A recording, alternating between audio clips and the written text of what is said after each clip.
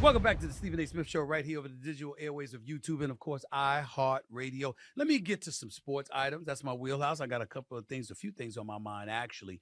I didn't mention it in my cold open, but I'm going to mention it now, and that's Caitlin Clark herself of the WNBA. Let's get to the WNBA and this sensational rookie from the Indiana Fever who continues to be box office. Clark and the Fever currently lead the WNBA in average game attendance and per game TV viewership. But despite the attendance and viewership records, there seems to be some haterade in the league in regards to Clark, starting with WNBA legend Cheryl Swoops herself. She recently spoke on her podcast, Queens of the Court, and didn't mention the rookie when speaking of Indiana's rise in the standings. Here's what Cheryl Swoops had to say. Look at this quote here. I think the Olympic break really helped Indiana. I'm going to shout out to Lexi Hull. I'm a big Lexi Hull fan. Lexi Hull shot the leather off the ball in their game against Seattle. Kelsey Mitchell is just stroking. She's just shooting the basketball. Aaliyah Boston, almost a triple-double.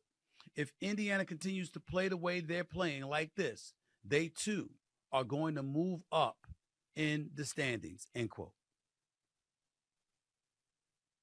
So no, Caitlin Clark. Cheryl Swoops. No, Caitlin Clark. Respectfully, Cheryl Swoops, you have any idea how that makes you look?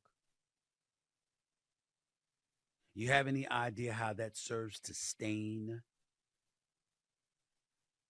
any kind of critique of Caitlin Clark, because that gives fodder to those who believe she's being hated on and ostracized to some degree?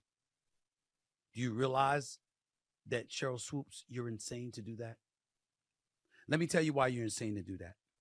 Because, Cheryl Swoops, you're one of the greatest players ever in the history of basketball. That's why. See, you won a championship in college at Texas Tech. You won 3 Olympic gold medals. You won 4 WNBA championships. You know basketball.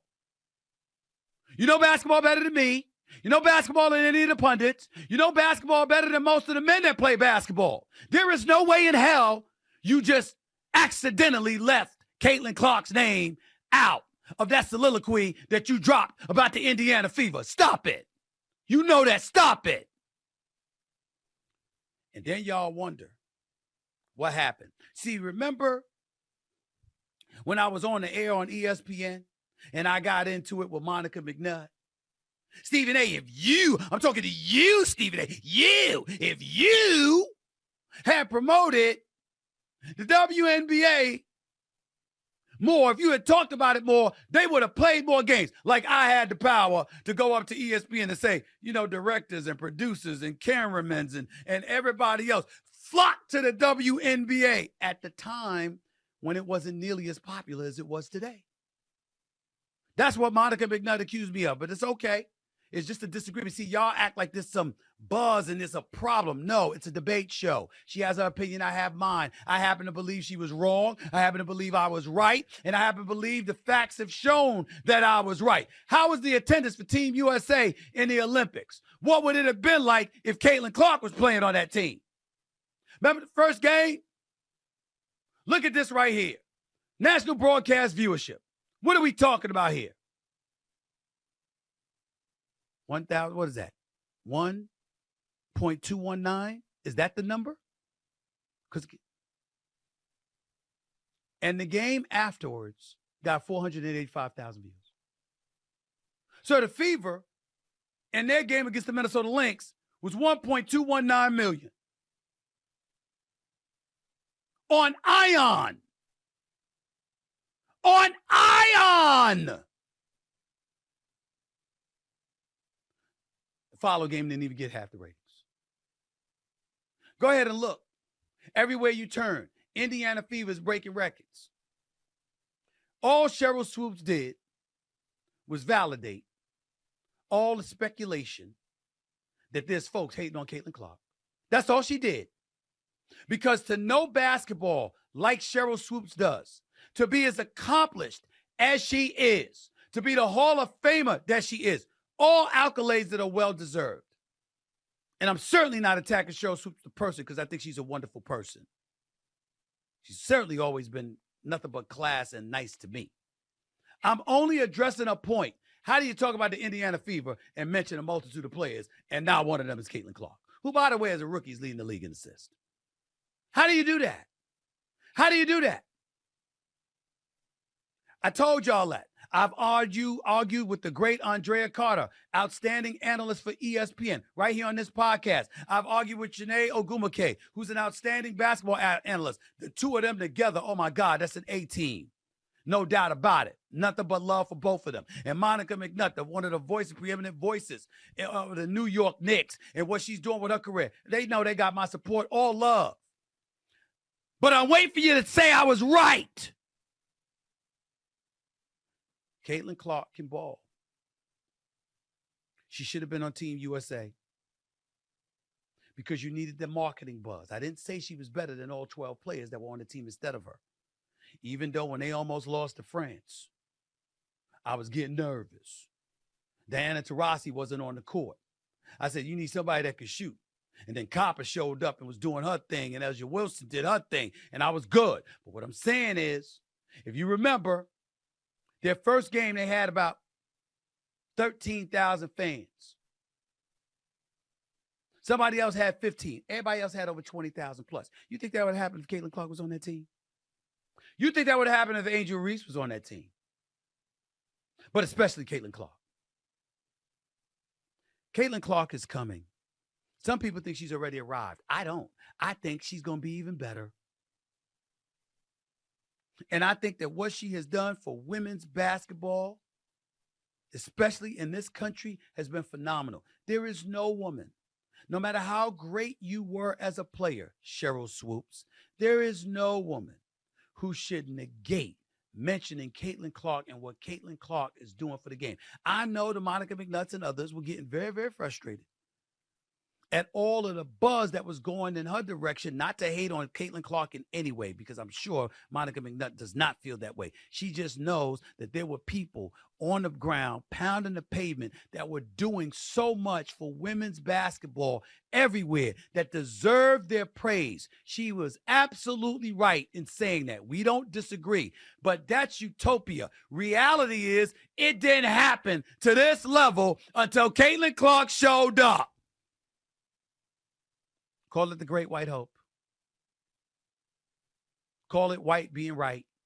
Call it whatever you want. See, I'm a person that doesn't, I recognize that reality, but I don't resent it.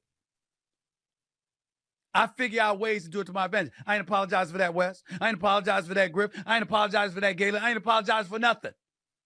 There are people in our industry who happen to be white that got paid. I ain't mad at them. I'm grateful to them. Thank you for setting the stage. Hell yeah. Ain't hate. Rising tide lifts all boats. Whatever it takes for everybody to get fed, I'm all for it. You a WNBA player? Caitlin Clark gonna get you paid. I'd figure out a way to be her friend. Or her friend of me. That's what Angel Reese has done. Angel Reese could play. She was doing good things at LSU. Do y'all notice when she became relevant? When she was waving her hand over her face, mimicking what Caitlin Clark was doing to the competition before she ran into LSU and got bum rushed in the Final Four. That's what made Angel Reese popular en route to LSU winning the national championship a couple of years ago in women's college basketball. And then we watched Angel Reese and her popularity elevate along with her NIL money and beyond.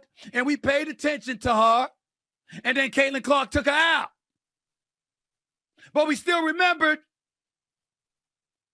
And then Dawn Staley in South Carolina came along and said, Caitlin Clark, we love you. We appreciate you. We're going to send you home with this L. And in the post-game celebration on the podium accepting the national championship trophy, what did Dawn Staley do? Celebrated Caitlin Clark. Because she's smart. What did Angel Reese do this year? With all the talk about Caitlin Clark, what does she do? She goes out on the court, she competes against her, and then suddenly they're teammates in the All-Star game, and they get long and slapping high fives when Caitlin Clark delivers an assist to her or something along that line, and everything's cool. Because Angel Reese figured it out. She said, there's a way for me to be the meal ticket too. If I have to use her to help me do it, okay. Because Angel Reese's game clearly is good enough. Her personality clearly is sensational enough. The issue is she wasn't running from it. She embraced it. Cheryl Swoops, take notes. You ain't playing no more. But you're a Hall of Famer and a champion and a basketball savant. You know good and damn well you had no business talking about the Indiana Fever without mentioning Caitlin Clark. Come on, Cheryl Swoops. Come on. You are so much better than that. Come on.